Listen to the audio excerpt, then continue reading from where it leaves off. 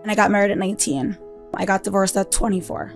Was there ever a time in your position where you felt helpless and thought, what if I don't meet the right person? I think that there was a certain point that I was like, it's okay if I'm alone.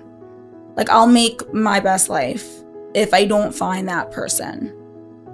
I was a little bit like sad that maybe I wouldn't have children. So I'm so glad that I have two amazing, amazing, yummy stuffed children that I love with my whole heart. They're literally the best. I don't know what my life would be like without them, so. Kids are with me the majority of the time, and that's not the norm. So I had to navigate that. I had to learn to do a lot of things that I just wasn't doing. It's traumatic on you. It's traumatic on the kids. Your entire trajectory of your life just went off the rails, and you have to figure it out. My daughter just turned 4 and my son just turned 6 at the time. Wow. I just told Sephora that I had a dog, so it was fine that you had kids. He's like, don't say that. But of course I said it. We have 2 now. So 2 kids, 2 dogs, and everything else that we have going on. We are back with stories of hope, better than ever, to bring you the best stories the world has yet to see. Now, were you like me after Pesach, where your mind was just in this mental fog? You had to do a complete new intake to see what do we need in the house, what needs to be unpacked, and what needs to be cleaned. You were so tired, not necessarily wanting to run out to the supermarket, look up on Amazon the products that you need, and just waste time that you really didn't have because you're busy catching up. That's why PZ Deals has your back. They are what they say, PZ Deals. Everything they offer is for the best deal, whether it's electronics, groceries, clothing, games. They even have a section for credit cards. If you're into that kind of stuff, PZ Deals is there to take care of you. So if you don't have it yet, download the PZ Deals app, because with PZ Deals, you'll never pay full price again. So excited to have you here this week. Whoa, what a crazy story. An unbelievable couple, Hannah and Danny, doing extraordinary things for the community. So stay tuned, because this episode is going to talk about something, as always, that we haven't discussed, because that's what we do here at Stories of Hope. We bring you hope. We target the unspoken conversations. We try to bring a lot of healing to a space that hasn't been healed yet. So sit back and relax and get ready for a special episode of Stories of Hope. Hi, I'm Tzipora Grodko, and this is the Stories of Hope podcast. I am so excited to be here today on a rainy Monday with Hannah and Danny. Thank you so much for coming in. Thanks for having us. And right when I met Hannah, it was like hugs and smiles and high fives and everything. So I'm already having a really great time, and I'm looking forward to getting to know you too. Thank you. He's the best. I try. Yeah. That's what we've already heard. We've already heard Danny the exterminator and psychologist. Call him for your therapeutic marriage advice and exterminating needs. Hannah, help us get to know who you are and take us back to a little bit about how you grew up. Okay. Hi, everyone. I'm Hannah. So I guess I'll go back. I grew up, my parents are Chabad Bal Tshuva, and the way they came into being that, and I came into this world, is my parents couldn't conceive. They couldn't get pregnant. They were like traditional, not really religious. And somebody told them, you really need to go to the Lubavitcher Rebbe. And my dad's like super Israeli. He's like, I don't think so. They ended up going. He gave them $3, and 9 months later, my mother had triplets. Whoa. Yeah. So that's me. So my whole life, it was like walking around as this like miracle triplet, stand on a chair. So that was like a lot of pressure, but also very exciting. So I'm very connected to Chabad and the Rebbe, and I have that whole experience. But growing up in the 5 towns, okay, it's not 30 years later, it's very different. 30 years ago, we were like 4 families that were Chabad. It was like, it wasn't cool. It wasn't cool to be Chabad. had like my Chalav Yisrael milk bottle that I like carried around with me. So that was my experience. I went to TAG till 8th grade. Then I went to Manhattan. Then I went to SKA. Then I went to Sharfman's. And I got married at 19 to my high school boyfriend. We were married for a little over 4 years. I got divorced at 24. That's kind of how I ended up here. Okay. Thank you for sharing. I have a question that I wonder if other people are thinking. I don't know if you can answer because it's the only reality you know, but what's it like being a triplet? Everybody asks me this. It's weird. I think that I didn't know the difference between being a triplet and being a Chabad bracha. So that was a really big distinction, because to me, being a triplet meant lights, camera, action. Like, could you talk about the Reva? Let's hear about this magic story, like inspire us. So to me, that was what being a triplet was like. I know other triplets that didn't have that experience. They're like, yeah, that wasn't us. But it's like having siblings that are the same age as you. I'm very lucky. One of them is my best friend. So I think that that's amazing when you can have a best friend that like has been there through everything. You don't have to be like, oh, you remember, like they remember. Yeah. I have a friend who's a triplet. Shout out to Abigail Schuster. Woohoo. And she said that one day she realized she was never alone her whole life growing up until a certain age, because she was always with a triplet, which I thought was really interesting. But Hannah, if you weren't, I mean, I know you have so much to share because you're already here, but when someone starts off their story with, I'm a triplet, it's just foreshadowing that they were meant to be different. And that means that I choose to believe that means there's something they're meant to shine. So I'm excited for everyone to hear about it. Thank you for sharing. Thanks. Danny. Hi, so I'm Danny. I was born and raised in Paraguay. My parents had the exact opposite problem of Hannah's. I'm one of 12.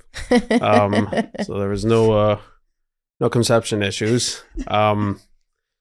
Went to South Shore and Darkhay for elementary school. I was in 5 or 6 high schools, bounced around a lot. I kept getting asked to leave because I was too smart. That happened. Wait, are you being sarcastic? Yeah. Okay. Yeah, no, I was asked to leave, but not because I was too smart. So that was my high school. Then I did 2 years in Israel, place called Kesher, and came back, did Shasha for a couple of years, got married at 26, got divorced at 33, I think, 34. No, I think it was 33. Yeah, and that was it. Nothing. A lot happened in between. But no, I don't have a miracle story, or I can't compete with that. With everything you shared right now can have chapters and chapters on your independent story, and sometimes in contrast to someone else's, it seems like, well, I can't compare, and we don't need to. We don't need to. Yeah. No, I definitely did a lot in that in that time. But yeah, that's the quick version of how we wound up here. And it's interesting. There have been so many people I have interviewed who have been in multiple schools, multiple people in multiple schools.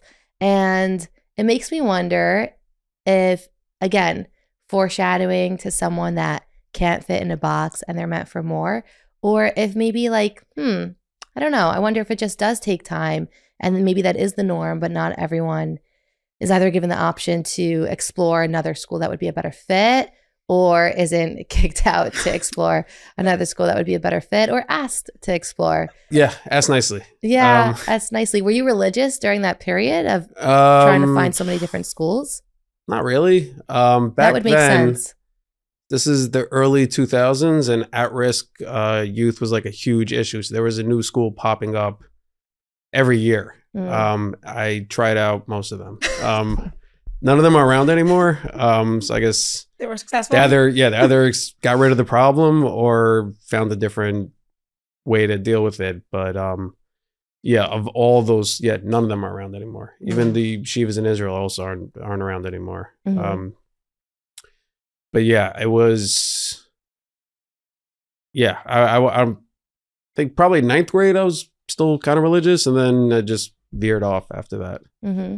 It would make sense if like a religious institution that's supposed to help you evolve into a proud religious individual, if you're not in a stable position like that, it would make sense if somebody wasn't able to be religious, stay religious, or wanted to be religious. And so I just want to give voice to anyone that can kind of relate, that maybe was in your shoes, and that's where they are now. These schools weren't so concerned about the religious aspect of it. It was more like keeping the kids out of jail, keeping them from, you know, overdosing, things like that. It was that kind of like, those schools were like everywhere. Mm-hmm. Brooklyn had like a couple, the Five Towns had a couple. There's one in Queens, there's one in Lakewood. They were like, and I know this because I tried a lot of them. But yeah, it looks like they solved the issue because none of them are around anymore. So. Or maybe they figured out a better way to do it and they weren't the right person to do it. Yeah. Yeah. Well, thank you for sharing. Of course. You know, your like affect is so calm. And right when you walked in, your nature was so calm. And you're saying, yeah, I was in 6 different schools. And I'm thinking like, oh, fun fact that nobody, unless you're watching the episode, you might be a little shocked by. But I think, again, it just makes me appreciate who you both are more. Like there's so much more. There's more depth. And I love it. I love it. So how old were you when you got married to Danny? I was 30. And how old were you? It's 36. 36. Okay. And what was that like for you after being married for 4 years, after you got divorced? Can you share a little bit about what that experience was like? Sure. So I got divorced. I was 24. And the beginning, I'm sure everyone, I mean, when I got divorced, I didn't know anyone else that was divorced. That was my age. So I was in this, first of all, like a shell shock. Didn't see it coming, didn't know how to move forward. And I tried, you know, to fit into a new social construct. So I went to try to be friends with, you know, the people that were never married. And it didn't fit. They're like, you've been married. You don't understand our struggle. You know, you did this already. And then I tried to go be friends with, you know, the moms that were divorced. I was like, we're the same. And they're like, we're not the same. We have kids. We have custody schedules. You were just like playing house. You weren't really married. Oof. Right. So I was just kind of floating around. I was like, okay. I floated around. And it was hard socially because I felt like I went through something that made me want to be friends with the people that also were divorced, that also went through this really challenging time, a time where my friends that were single, that were dating, and a lot of them were still in the shidduch system. And I don't blame anyone. They were like, almost like it was like bad juju to be around me. Because we were all super young, 24, baby. Mm. You know, my sister's like 20, I guess she just turned 26 or 27. And I'm like, I can't believe that I was divorced already then. Right. You had lived a whole life and people didn't even, so to speak, start that chapter of theirs yet. 100, right, exactly. And I was in law school when I got divorced. So that was really like a lifesaver because I couldn't like hide under my covers. I was like, okay, I have finals and internships and papers to write, and I was working full time. So I was able to like divert, but definitely there was like no place for someone like me at that time in the community. There was no resource for me to go to. There was no, and everyone kept telling me, they're like, it's not a big deal. You didn't have kids. It's not a big deal. Just like date and like don't even talk about it. It's not a big deal. I was like, oof. Of course it's a big deal. So that was interesting. And how long ago was that? So I'm 32 now. And that was like when I was, I guess I started dating when I was 25. So I got divorced at 24. So like it was like a 5-year period. It's unbelievable because I feel like things have changed so much since then, right? Right. They definitely did. I remember there was only one at that time. So it was like it's like 8 years ago. That time there was like one person I didn't even know. I knew someone who knew her, who she was divorced. And I remember I heard people talking about it. And I just remember they were like talking about the drama with her divorce. And all I said to myself was, no matter what happens, I'm never going to be bitter. So I spent that whole dating period like never saying anything bad, never speaking negatively. I was like, I'm great. Because I just wanted it to be great. But also there was no room for me to not be great because there was no resource. Whoa. So you weren't bitter because if you were, it would be to your own demise. Right. Since there was no support available for you. So you almost felt like you had to swim, even if you may have been drowning because there was no other option. And I happened to have been, I was good. I mean, I was very lucky. But I think a lot of it was like my attitude. I was like, okay, we're going to make the best of this because we don't want to end up like bitter and sad and alone and just like stuck. Yeah. And I want to say those are all healthy feelings unless we get stuck in that place. Right. All healthy places to visit, right. Not healthy places to live. Right. And your experience sounds like it was really lonely. And I'm wondering what's one thing the community could have done that would have made it easier? I think that a lot of people at that time, and I'm sure it's changed, but I think a lot of people at that time were very quick to tell me what to do. A lot of people didn't want me to say that I was divorced. They didn't want me to talk about my experience. And it was odd. It was very odd. And I think that like when you're talking to somebody who's been through something, broken engagement, divorce, kids, no kids, long-term boyfriend, whatever it is, like let them have their experience, you know? Even when it came to dating, people would only set me up with never married guys. And anytime I would talk to like the shadchans or the people setting me up, I was like, I really think I need someone who's divorced, broken engagement. They're like, why do you want that baggage? You don't need it. These guys are willing to go out with you. Why do you need it? I was like, I don't know. So I think it's just like listening. Like listen to what the person's telling you. They know themselves. Yeah. Don't dismiss such a significant part of their life or be ashamed to hear about it. It's probably it's probably a really unsupportive way to try to support someone, ignoring the elephant in the room and not simply addressing what they've gone through and are continuing to experience. And it's so interesting that people specifically set you up with guys that weren't married before. Yeah, I think Danny's the first guy that I went out with that was divorced. And you felt like you wanted someone that had gone through another challenge like you. Yeah, I mean, I would go out. So what would happen was, because I was, let's say, 26, 27. So I would be getting set up with guys that were late 30s, early 40s, mid 30s. And the guys that were never married or never had a real relationship or never lived with another person, they were just like, they just didn't get it. Mm-hmm. And it wasn't their fault.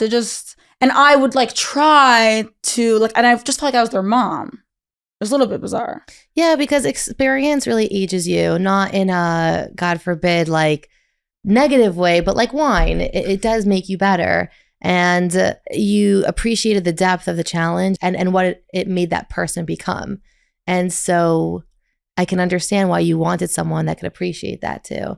Thank you for sharing. Danny, what was your experience like navigating post-divorce? It was very different.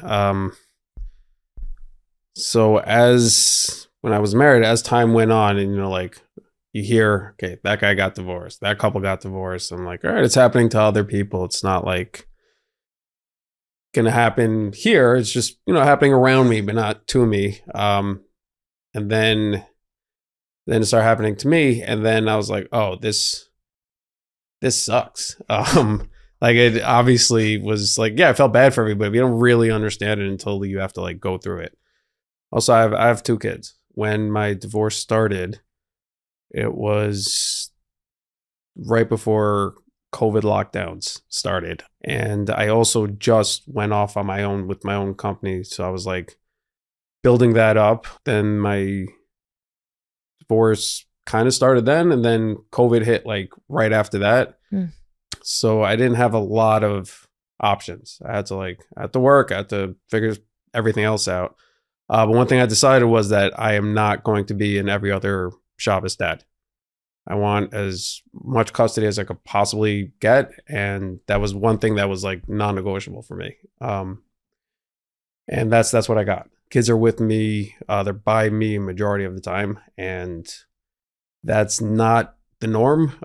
So I had to navigate that. I had to learn to do a lot of things that like I just wasn't doing. And we had a lot of frozen dinners, a lot of takeout, a lot of, cookies and candy for breakfast. Kids love it. So we did a lot of that. And it felt like there was like a piece missing of the of our, I guess, our unit, because there was that there was like that final bow to tie everything together. So like I wasn't ready to date, but like I knew in the back of my head that like, yeah, eventually this can't go on forever. Like as awesome as ring things for breakfast are, like we need to like adult at some point. And that, I guess within like a month of me getting divorced, I started getting like calls and messages of this girl and that girl, this one, all single mothers. And I realized pretty quickly that it's not going to work for me. How come? I have my own like going through a divorce is very traumatic. It's traumatic on you. It's traumatic on the kids. Your entire trajectory of your life just like went off the rails, and you have to like figure it out. And some people have the luxury of taking time to figure it out. I did not. I have my daughter just turned 4 and my son just turned 6 at the time. Wow. And like I said, I just went off on my own, which was scary before everything happened, because I'm like, nobody calls like, we're not paying the rent. Like, so like I just did that like the year before. And I did not have the luxury of taking my time to navigate, to even think about how I'm actually feeling about stuff. It was just like, we don't have a choice, and just keep trucking. So that's what I did.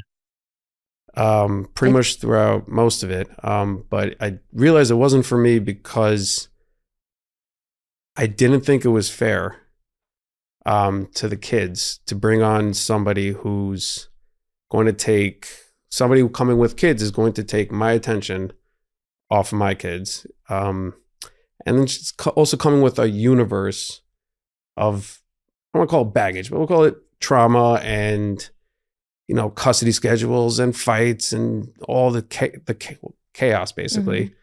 Mm-hmm. Mixing it with my chaos, it just didn't really seem like a good, at least for me. I know most people do it. And a lot of people do it. Just for me, I'm like, I've been through a lot. The kids have been through a lot. And I don't want to bring in any more extra chaos than that's going to hurt them, hurt me. It's just like, it didn't really seem like a good fit. Yeah. And as you mentioned, you couldn't even keep track of what you were feeling because you were so busy trying to do a 9-man job as one person. Like, you're starting a business and then all of a sudden becoming a mom, and then all of a sudden being a business owner, and then now beginning a whole new life. That considering another person having similar, challenges was too overbearing for you. And there's nothing wrong with that. It just shows that you had a lot of insight onto what you needed, what worked and what didn't work. Yeah, I would get like, I was like date on and off. And I was like, I realized pretty quickly, I'm like, everyone's divorce was bad. There's no good divorce. Everyone's divorce was bad. I'm not going to there's not going to be a situation where there was a divorce and custody and bringing it on to mine. It's not going to make it worse. And I didn't realize at the time that saying that out loud was breaking some like unspoken code or some unspoken rule, because the feedback I got when I would say, oh, if she has kids I'm not really interested, people got angry at me. Like people that I was like close with got angry at me. People that knew from shul, people that would like, invite or meals, whatever, got upset that I was rejecting these single moms. It's like, like I said, like I broke some unspoken contract, like mental contract that they had with, I guess the community has. I don't know exactly what it was. I just, and I'll explain to them, like, I don't think it's good for my children to have, you're bringing another partner, you have to worry about the kids getting along with this new person. So that's going to be managed. Like you have to manage that all. Yeah. Your new spouse's feelings towards you, towards the kids' feelings towards them. It's a lot of management too. And then on top of that, extra kids, also another relationship you're gonna have to manage. And it's not coming with the goal. Like, Right. I feel like people didn't appreciate the depth behind your intention. So maybe someone else might say, well, I don't want someone with kids. And it can be simply because they want something, they feel they deserve something that's, so to speak, like worth more, which is a silly choice of words. But I think that's sort of what people were, the impression they were getting. So I'm going to use that choice of words now. Like they felt like, well, this is where you are. This is what you should deserve, or you're not at the liberty to make those calls because this is what you have. And I don't think they appreciated that behind your intention was you're trying to do what's best from being like family, not trying to do what I want and what seems easy and more glamorous and more comfortable. I'm working so hard to do what's best. And I want to make sure to clarify that for anyone listening who may be experiencing judgment or feeling resistant or angry or triggered. It's everyone has to do what's best for them. And if we don't do what's best for us, it won't be best for our family. It won't be best for our partner. And no one knows what's best for them other than that person. And if someone is choosing to make a specific decision or has a specific criteria, it's important to, if someone is suspicious or confused, they can't say, oh, I'd love to understand more. Can you explain that to me? Or it's not your life, but let this person live theirs. And on the podcast, we break up so many different concepts of exercising open-mindedness. And I think it's also so important to respect. I like to say like right-mindedness, like what was right for you in your position. Yeah. So some people, like I said, they were like close with me, or close enough that they felt they could give me their 2 cents. Yeah. Use the word triggered. That was definitely how I would describe it. It triggered something in people that I think they would take a single mom, let's say, under their wing and like take care of her and help her out, and if I said I don't want to date her, sure, she's a lovely person, I just don't want to bring that type of that universe mixed with my universe. I just want to like have my own to deal with, and when the time comes, I will figure it out. Mm-hmm. It triggered something. They would like get offended on their behalf, and they would always respond initially with the same thing, like, "But you have kids." I'm like, right. If you were listening, you would have heard me say, like, that's why. That's like one of the main reasons I don't want to bring in more kids. Mm-hmm. It's also behind the kids is another dad who they also have custody arrangement. And as bad as my divorce was, I'm sure theirs was also. Like there is no like nice divorce when there's kids around. And it really just wasn't for me. And not only did nobody respect that, I got like pushback. Oh. I got disinvited from places. People like verbally yelled at me. Mid our bar, somebody came over to me and said, like, you should know everyone hates you. And so kind. Yeah, I was like, that's cool. Like, I didn't care, but like, I didn't like get offended, but it was like, I just, obviously the person was a little off if they said that you're on board. It's an off thing to say, but it was, I knew it, and it was based on the feedback I was getting. People in the community got upset at me for drawing the line and saying like, this is what I need. This is my, I guess we call it terms or boundaries. This is not something that is going to work for me.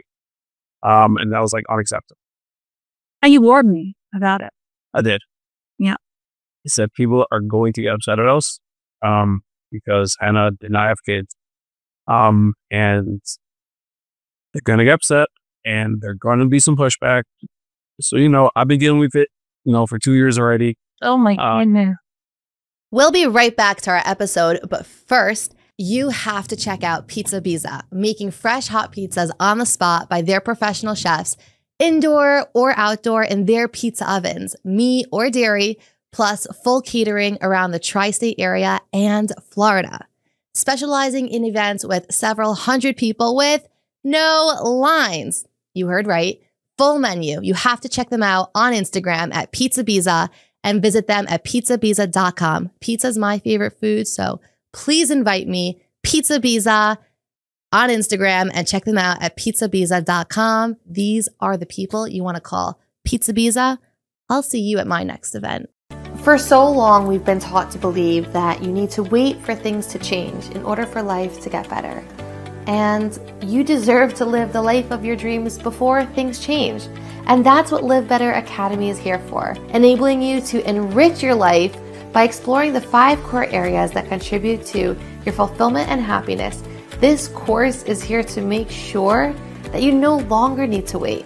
Exploring spirituality, health and wellness, recreation and soul, social support and environment, and your profession and ambition, my course helps you understand what you're missing, explore any gaps that need areas of improvement, and truly understand what you need to do to create the life that you deserve. It's a 5-week course, so you have to be fully committed. But the easy part is that it's all virtual. You can access it anywhere and anytime. It includes pre-recorded classes, intense coursework material to take the information, turn it into application, and ultimately transformation, and a live group class, which includes me and your peers. It's truly extraordinary, and I want you to be a part of it. So if you're interested, click the link below to schedule your free 15-minute consultation to see if it's the right fit for you, or send a quick text message to the number below to schedule your free 15-minute consultation. I cannot wait to meet you and be on this journey with you so that you can finally live life better. You said unspoken rules. Rules are meant to be instructions that guide us towards success. If there's something that's an unspoken rule, and I challenge everyone to wonder, is that something that's going to bring us towards success? Now, they're the 10 commandments of how dating works, and who deserves what, and how you could assume that this is a way things should be. Everyone has different needs. I think standing true to your needs, of course, as long as they're fundamentally rooted in something healthy, is very brave, because otherwise you just perpetuate the same unhealthy cycles that we think, well, let me just follow these unspoken rules that I wonder, are they guiding us towards success? And as you're sharing all of this, it's amazing feedback that you will receive there. Yeah. I'm wondering, Hannah, what's crossing your mind as you're hearing what it was like for him?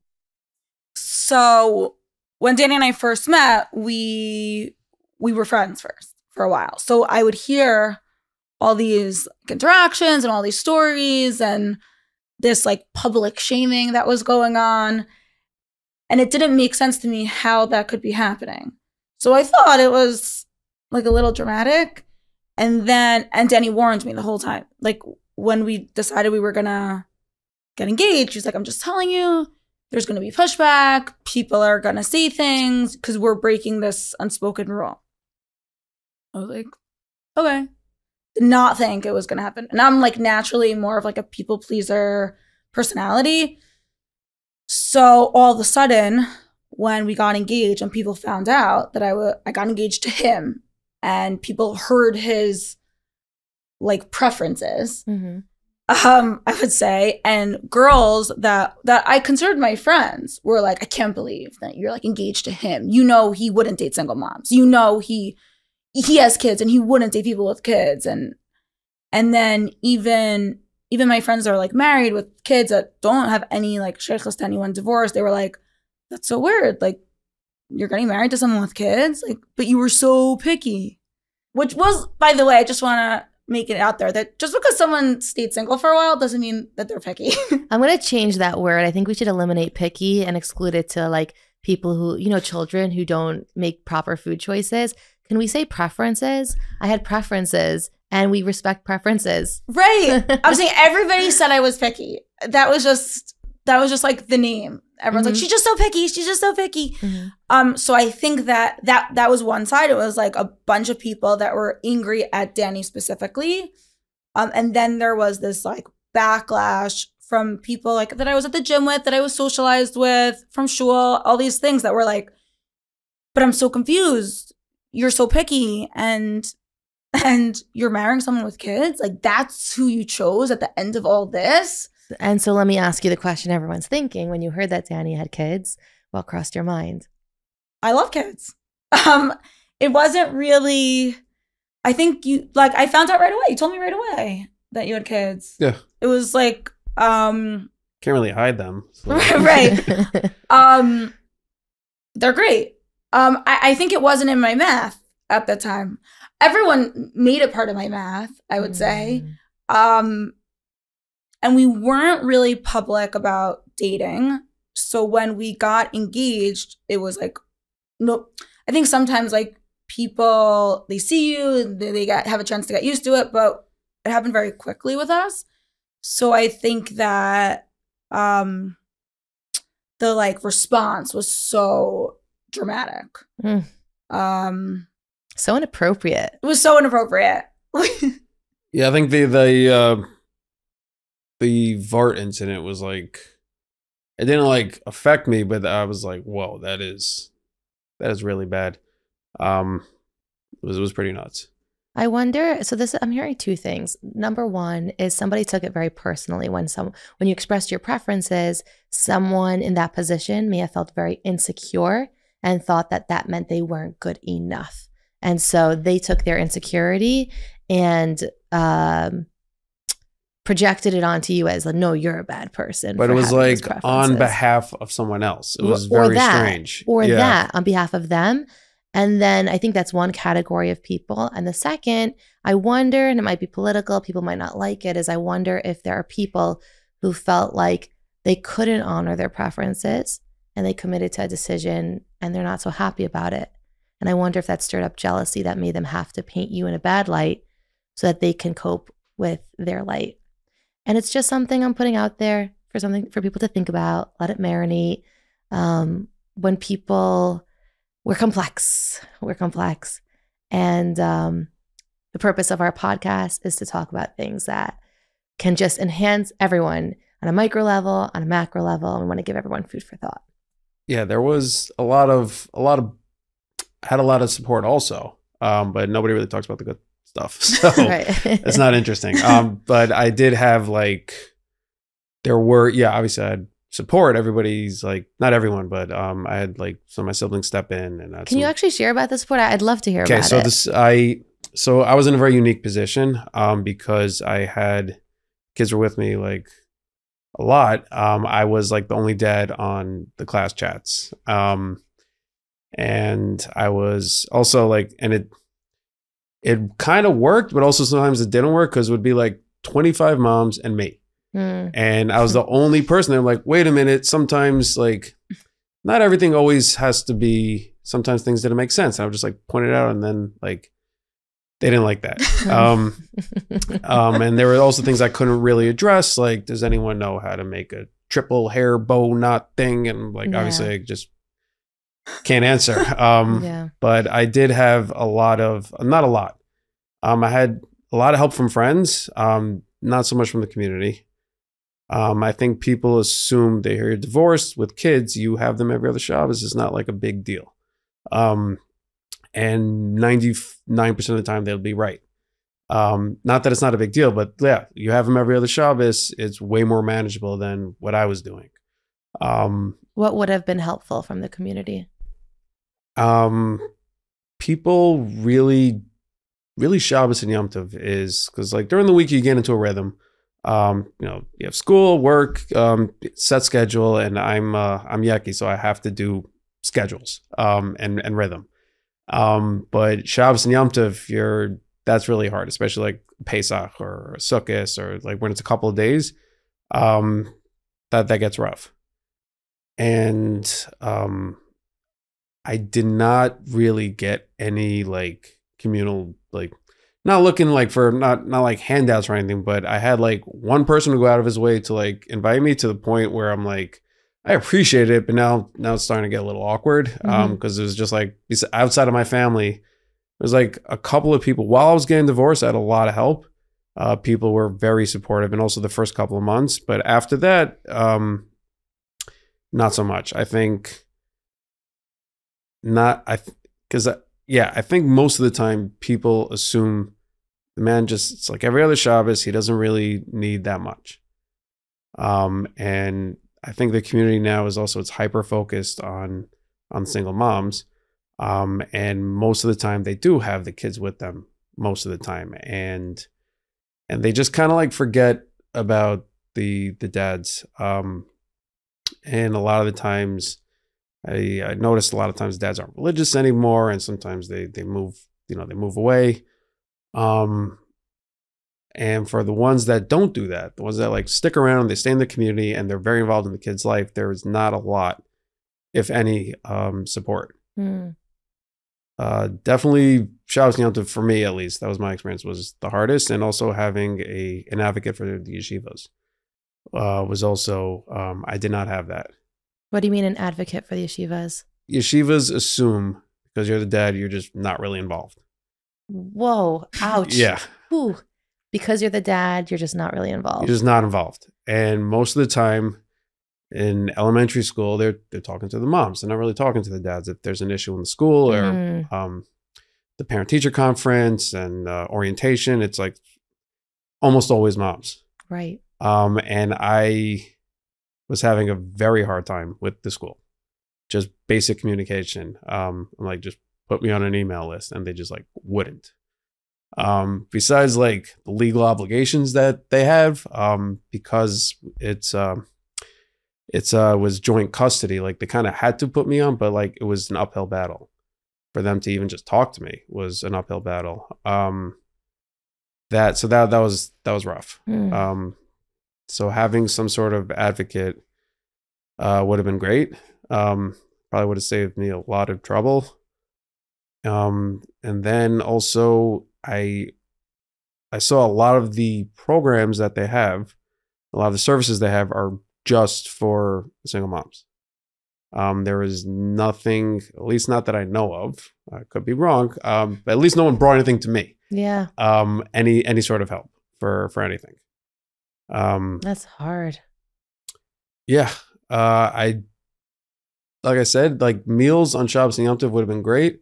I didn't really need anything else. But would have been nice. Like, hey, do you need something? Yeah. For sure. Well, thank you for sharing all of that. I hope everyone took notes. And if anyone listening knows a single dad or a single mom, but more specifically right now, for the sake of the conversation, because there's extra need a single dad, please take out your phone, send them a text, ask them if they have a plan. Don't assume ever. Exercise that compassion, spread what you have to give, share it, because someone else doesn't have it. And this is so gold. So I really appreciate you being the voice of other single dads that it wasn't my goal. I was just no. So that's why I guess we took all of this and started offering not services for single dads, but just offering a peaceful resolution service. Yeah, I would love to hear a little bit more about that. So that was a joint, I guess, brainstorming, because like like you come. Wait, sorry to interrupt you. Can you start from the beginning? Because I heard a little bit about it, but everybody listening doesn't know what you and Hannah created together. Okay, so there is no other side of divorce. People say there's another side of it, and there's another side of that initial awful feeling, that there's definitely another side to that. You will not feel this way in a week, in a month, in a year. That's true. But there is no other side if you have children with somebody else, because you are locked together until those kids are 21. And that's a long time if they're young. So, and there's, even if you have the most peaceful, easy, divorce, and there's no issues with the get, and there's no issues with custody, there's no issues with this and that, there's still going to be issues that come up all the time. And if somebody gets remarried, there is a bitter ex, with like a lot of things to say. And then more conflict arises. And that could be like 5-10 years later. So what we wanted to do was come up with something where somebody going through a divorce could just do it quickly, quietly, peacefully. Because when you bring in lawyers and courts and rabbis and bezdin, and you bring in all these things, you have a lot of chefs in the kitchen. It just makes a huge mess. And if we could just do it quietly, quickly, and free, that's the best thing for the kids. That's the best thing for everyone involved. And obviously I'm not a lawyer. I can't do any of that. But Hannah is. And we were brainstorming and we came up with Shomer Habayis, or Bayet, I guess. Technically it's Shomer Habayet. Habayet. And we came with this idea to offer this service for free. Complete mediation, paperwork, everything, just no charge. Quickly and quietly. And we do that. It's just, we still do that. It's just that Shomer Habayet really changed course, I guess, last year. Well, it was based off of what the community needed. Right. That's what the original plan was, to just offer this service for people going through the divorce and just be like, you don't need a lawyer, you don't need to go to bezdin. You still need to go to bezdin for the get. But meaning, Hannah, you would oversee the entire process. Yeah, so I would. Yeah, so I would coordinate if they wanted to get consulting attorneys. They could do all the paperwork, consult with bezdin. And then there's 2 rabbis that I work with primarily, but like people could bring their own rabbis. I would work with them and mediate. Usually it would take about 8 sessions. And that was really our original offering. And we still offer that. But when we started, and our numbers got passed around and different organizations were recommending us, I don't even know the word, like exploded into this post-divorce crisis management center. Our home has become this hub of every single imaginable issue comes to our door, and me and Danny always is around to help, to try to figure out solutions. I mean, we get calls at 2 a.m, come before the cops get here. He's trying to come in my house. This one's throwing my clothes out the window. No one's here to pick up the kids. The schools are calling us. No one knows what to do with this thing. I mean, I can't get into detail because all of it is attorney-client privilege, but it's constant. It's 24/7. I guess not Shabbos, but right after Shabbos, we turn our phones on, and it's all the time. And what we wanted to do was really the original plan was to be a place to do this pre-divorce, help people not get dirty, not because what we saw was that once you have lawyers, once you're telling your friends, once your friends and your mother-in-law and that cousin gets involved, and everyone's telling you what you should do and how bad the ex is, and it gets really dirty. And we're like, okay, that's so unnecessary. Come to us. Let's do everything super clean as we can, because this is what your life is going to be like for the next 15 years. And what we saw was really, I guess, because we didn't have that first step for all these people, the post-divorce was so chaotic. And little things like, what am I doing when this kid has the week off and I want to go to Puerto Rico, but you're supposed to take, and then, so we just get involved in everything. Camp, school, speaking to the tuition office, showing the schools the agreement, speaking to the social workers, because the social worker can't talk to the school because the school, and back and forth and making sure the cops don't take the dad away or the mom away. Wow. So it's very intense. But it was what the community told us they needed. This was not our plan. But I feel like this is what we were meant to do. Wow. It's all free. It's all free. How is it sustainable for the two of you? Well, right now we're doing it out of our living room. I'm not around for all of it, but when there's going to be a session in the house, I try to stay around just to make sure it doesn't get like too crazy. Because I don't want people breaking my stuff. But yeah, and I can't officially. I'm not the lawyer, so I can't sit there and listen. But like, I hear out for screaming, which happens all the time. Door slamming, stuff like that. So I just kind of like stick around to just make sure it doesn't get too crazy. Mm-hmm. And obviously we do it when the kids aren't around. So we schedule it around our kids' schedule. Mm-hmm. And yeah, so Wow. far it's been very successful. Do people make donations? Like how? Yeah, of course. Okay. Please donate. Shomer Habayit. And is this something you do full time? So I have a full-time job. It's something, it's interesting. I met with one of the community, like big Rabbanim last summer, and he said to me, he's like, you're going to need to be doing this full-time. So get all your ducks in a row. We know that we're going to have to. And when we can and I would say I'm working more than 40 hours doing it. Of course. But wow. Yeah, but it's definitely something that we need. And it's what's really amazing is like our kids know that we're doing this. They know that people come to us for advice, and they know that we're trying to heal, the community, and that our home's a safe place. What an unbelievable service to create and to so generously share. Floored. I don't know how you manage that with a full-time job. That is a full-time job, and a full-time job as a parent, and a full-time job as a spouse. And we have 2 dogs. That was a crazy idea. Well, wow. I came with one. I'm a dog person. And it was funny when we were preparing for this. I said to Danny, well, I should tell Tzipora that I had a dog, so it was fine that you had kids. He's like, don't say that. But of course I said it. So yes, I got my stepson a dog this summer.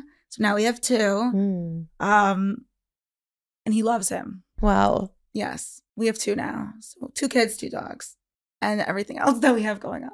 Yeah.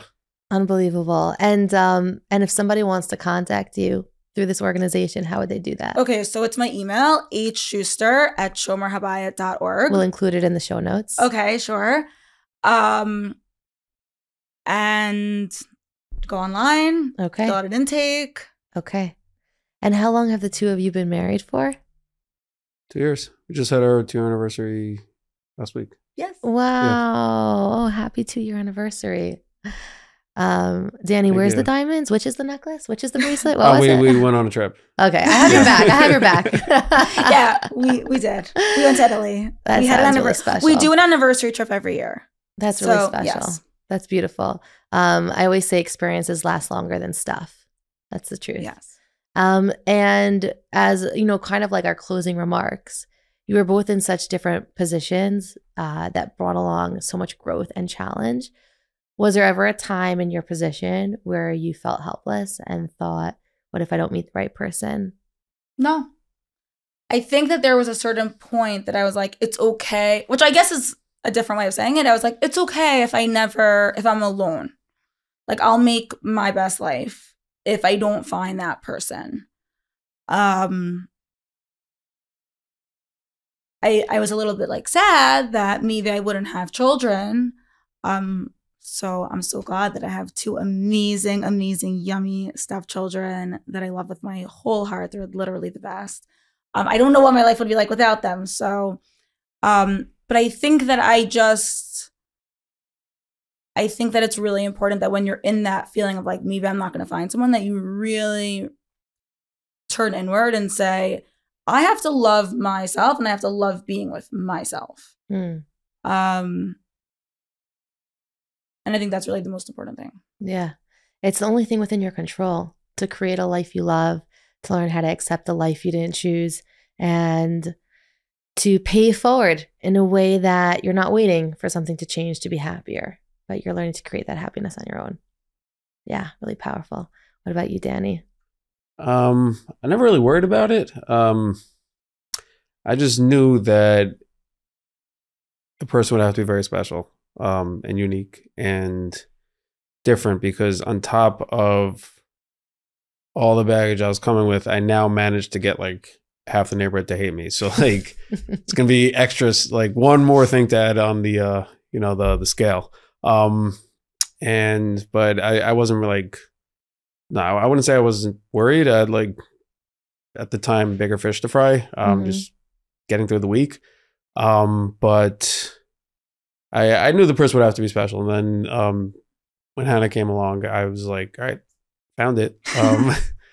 And yeah, that was it. But no, I think over worrying is a luxury. You need a lot of time to be worried about that, and you need a lot of yeah, I guess I want to say boredom, but I think it is a luxury. And if you're busy mentally, physically, even spiritually, you're not going to worry that much, because there's just, you don't have time to. And that's only, yeah, I guess that's what I would try to like pay forward, would be like, if there is such a thing as being busy spiritually. Doesn't necessarily, I guess it can mean whatever people want it to mean to themselves. It could be, yoga, it could be fishing, whatever it is, but just not being idle, I guess. Yeah. Yeah. Soulful activities. Yeah. Beautiful. Wow. It's an honor to meet both of you. Thank you. Thank you for sharing your life with us. And thank you for taking something that was such a growing, challenging experience and turning it into something that's so healing for the community and so hopeful for our listeners. Thank you. Thank you for watching another episode of Stories of Hope. If you want to contact Hannah and Danny, their contact information will be in the show notes below. I'm really curious to hear what you thought of this episode. I always read your comments. I always read your emails, and I welcome and appreciate all of them. If you have some thoughts about this topic and you want to share, please let us know in the comment section below. Your voice matters. Your voice creates change, and your voice helps guide us to understand what you want to hear about. So comment below, and thank you again for watching another special episode of Stories of Hope.